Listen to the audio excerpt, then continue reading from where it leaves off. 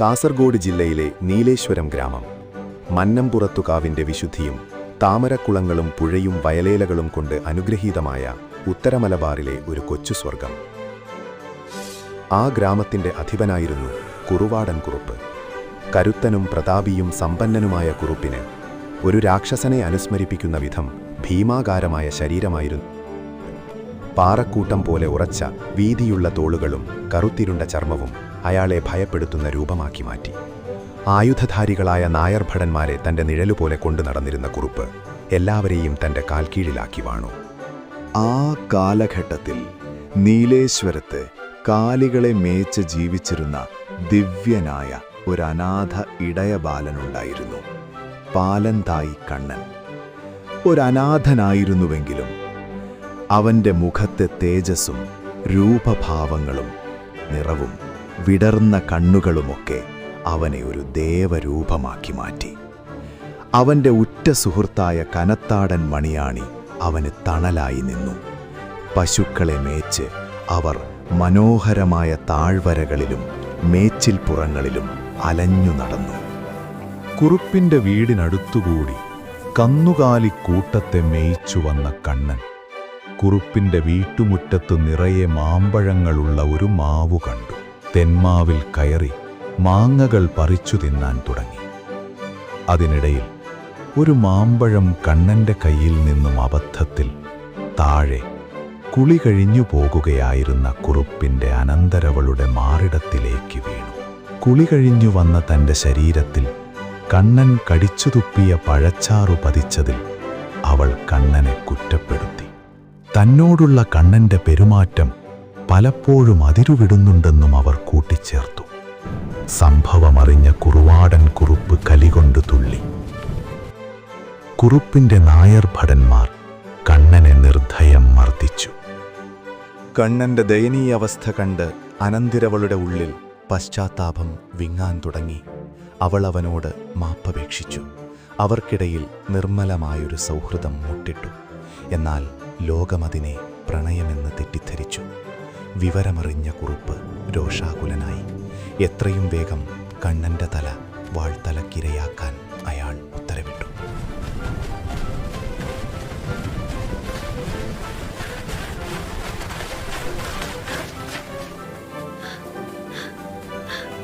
ഹൃദയം നൊന്ത കണ്ണൻ നീലേശ്വരത്തു നിന്നും പലായനം ചെയ്തു. അനവധി നിരവധി ദിവസത്തെ അലച്ചിലിനോടുവിൽ മംഗലാപുരത്തെത്തിയ കണ്ണൻ അവിടെയുള്ള ഒരു തീയർ തറവാട്ടിലെത്തി. അവിടത്തെ വൃദ്ധയായ അമ്മ അവൻ അഭയം നൽകി.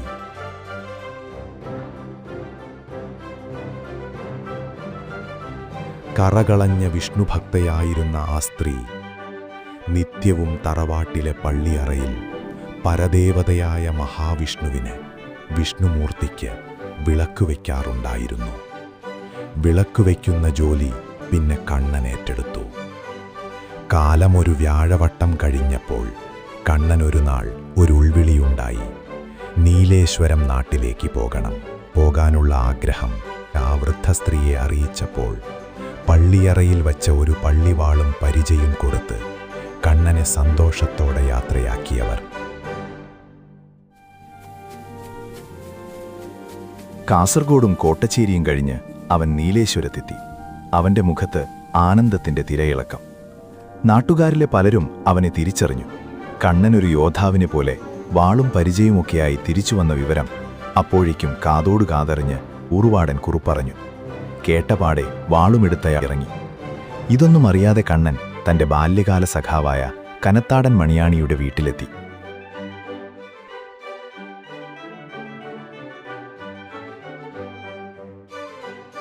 അവിടെ നിന്ന് ഭക്ഷണം കഴിച്ച ശേഷം കൈ കഴുകാനായി അവൻ താമരക്കുളത്തിലേക്കിറങ്ങി. വാളും പരിചയും കടവിൽ വെച്ച് താമരക്കുളത്തിലേക്കിറങ്ങിയ കണ്ണന്റെ അടുത്ത് ഭീമകാരനായ കുറുപ്പ് ഒരു രാക്ഷസനെ പോലെ ചാടി വീണു. ഉടനെ കുറുപ്പ് വാൾ വീശിക്കൊണ്ട് കണ്ണനെ ആക്രമിച്ചു. താമരക്കുളം ചോരക്കുളമായി മാറി. ജനഹൃദയത്തിൽ നിന്ന് ദയനീയമായ ഒരു ആരവമുയർന്നു. അവർ കണ്ണടച്ചു പിടിച്ചു. കുറുപ്പ് തറവാട്ടിൽ തിരിച്ചെത്തി.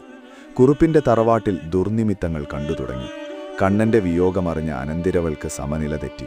നാടുനീളെ പകർച്ചവ്യാധി പടർന്നു. കുറുപ്പിന്റെ കന്നുകാലികൾ ഒന്നൊഴിയാതെ ചത്തൊടുങ്ങി.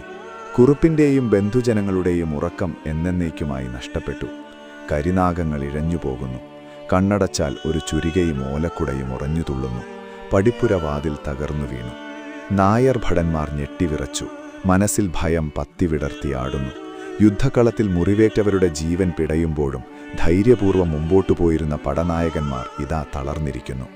ദുർനിമിത്തങ്ങൾക്ക് കാരണം അതുതന്നെ. വിഷ്ണുഭക്തനായ കണ്ണനെ വധിച്ചതിൽ ദൈവകോപമുണ്ടെന്നും ഉഗ്രരൂപിയായ നരസിംഹമൂർത്തി കുറുപ്പിനെ വെറുതെ വിടില്ലെന്നും തുടർന്ന് ചെയ്തുപോയ അപരാധത്തിന് മാപ്പായി കണ്ണനൊരു ദൈവകോലം കൽപ്പിച്ചു കെട്ടി സമർപ്പിക്കാമെന്ന് പ്രാർത്ഥിക്കുകയും ക്ഷമയാചിച്ച് അവനെ പ്രീതിപ്പെടുത്തുകയും ചെയ്യണമെന്നായി. കുറുപ്പിന്റെ കണ്ണുകൾ നിറഞ്ഞൊഴുകി. ഉടനെ തെയ്യക്കോലം കെട്ടിയാടാനുള്ള ഏർപ്പാടുണ്ടാക്കി. ബഹുമാനപുരസരം വണങ്ങി മാപ്പപേക്ഷിക്കുകയും ചെയ്തു. അങ്ങനെയാണ് വിഷ്ണുമൂർത്തി തെയ്യമുണ്ടായതെന്നാണ് വിശ്വസിക്കുന്നത്.